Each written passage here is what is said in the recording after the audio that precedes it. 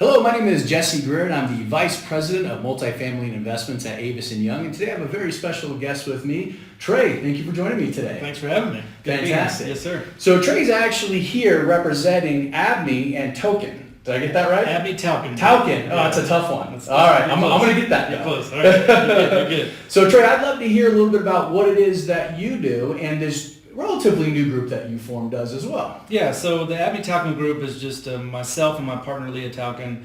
We've only been in business for a couple of years, but we are not new to this process at all. We have clients mostly in the private sector. We represent before local, state, and federal government entities and help them navigate their way through that for whatever needs they have. So basically, the way that I get the gist of it is it's more so lobbying, political activism. In other words, you're out there helping those individuals fight the good fight on whatever issues that they have at the time. Yeah, it could be broad-based issues protecting an industry like commercial real estate, or it could be something very specific. They need this bill through the legislature, or they don't like this bill and they want to fight against that. So it runs a gambit depending on the client.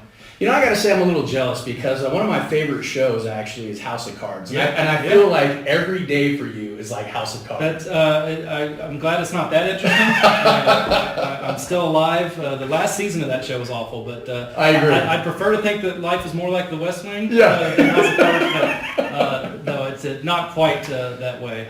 But. So the reason why we have you here today is more so to discuss the real estate industry and your involvement in it. In fact, you know, it's interesting because Trey's getting more involved with trade organizations like NAIOP, for example, right? And NAIOP is representing commercial real estate owners and developers. So you're going to be more involved with NAIOP the upcoming years. And what does that role look like? Well, Leah and I took over the executive director function from NAIOP. Several of your viewers probably know Randy Reed, who ran the organization very successfully for the last couple of years. We take over from her. She's going on to bigger and better things. And so right now we're responsible for doing a lot of the back office stuff, making sure the bills are paid and helping with board meetings and making sure that the board members' objectives are met. And so we're doing a lot of that. Now, you know, I had 10 years experience at the Reno-Sparks Chamber of Commerce previous to this current role that I have. So certainly interacted with NAIOP, with Builders Association, Builders Alliance, you know, the various trade groups in town a lot. So we are not new to these issues at all that we're talking about. That's fantastic. There's quite a few issues that are coming across the pipeline as well. In fact, I don't know if a lot of our viewers really know, but there's some changes going on right now, and the city council is trying to implement new policies as well. In fact, I think they enacted a resolution for a Landlord Oversight Committee. I don't know if that's the right name, but can you dive into that? Yeah, it's coming. And so what they've done as we're filming this, they have directed their staff to come up with a resolution. Okay. So the resolution will be passed at a future council meeting here in a couple weeks. And right now the idea, and I don't know what it's going to be called yet, and the idea is to have each council member, so all 7 of them, pick 2 people to sit on this committee. And this committee is supposed to look like, this was the brainchild of Councilwoman Jeannie Breakfast, is supposed to look at issues. Some people call it rent gouging.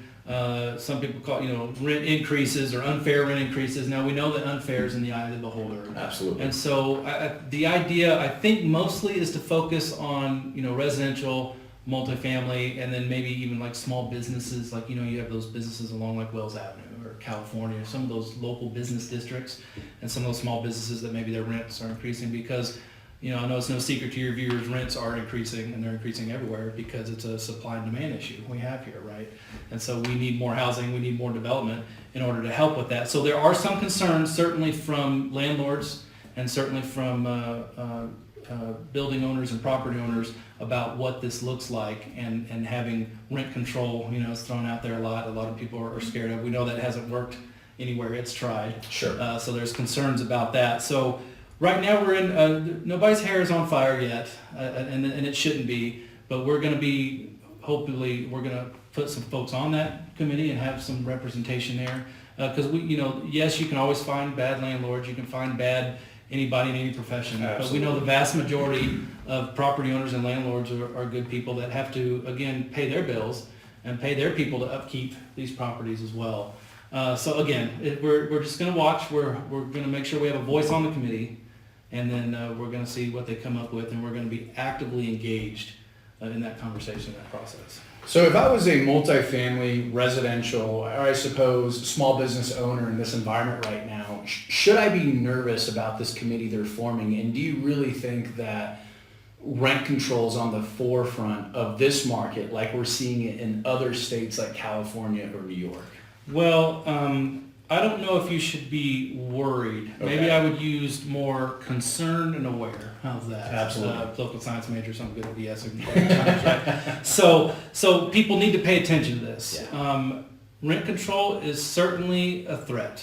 It came up during this last legislative session in Carson City. Right now, local governments do not have the power to do that. Carson City would have to give them that authority to do. Some people say that local governments have that authority. Most people say Carson City would have to give them that. But That's good to know. But we see that in California, there are some cities that already have rent control. Now there's talk of the whole state doing that. And we know that a lot of ideas from California end up trickling over here with the residents that flee California that then move here and sometimes try to implement those same policies. So I can tell you that it looks like most of the Reno City Council currently would not support something like rent control. There are probably a few that would be open to that idea. So again, don't have your hair on fire about it. Everybody should be paying attention. And I know we've mentioned residential and we mentioned small business, and I think that's where the focus is. But even commercial and industrial folks, like folks that NAIOP represent, should at least be paying attention, because once you get your foot in the door, in one area of the industry, you have to worry about where the rest of it goes. So again, active monitoring, active communication, active being involved in this without, being too scared yet. That makes sense. Yeah. So NAIOP has multiple subcommittees that they appoint, and one of them is actually the Multifamily Committee, which is relatively new. I'm on that committee as well. Great committee. From a owner's perspective, if they want to get more involved outside of getting information from us committee members, how can they be more involved themselves and help guiding some of the decisions that are being made on a local and state level? Well, I think it's critical that they join organizations like NAIOP, right? For a small investment every year, I'll be a salesman here for a minute, they can then have that voice. And look, certainly anybody in town can call their council member or their mayor and say whatever they want to say. But if they want to have a collective voice, if 50 voices are louder and a lot more, able to push things and do things than one lone voice. And so people are welcome to contact their council folks whenever they like. And we're fortunate to live in a small enough city and a small enough state where you can communicate with these folks pretty easily. But if they want to add their voice and have a stronger voice and have groups like NAIOP and the builders come to the table and have time to constantly meet with these folks and let them know their issues, they should join NAIOP, because most people, that's why you join a trade association, right? Most of the time you don't have time to sit in city council all day. Absolutely. I have no marketable skills whatsoever, so I can do that kind of stuff and have time to do that. But most people are busy working their jobs all day and trying to put food on their table and pay their employees, right?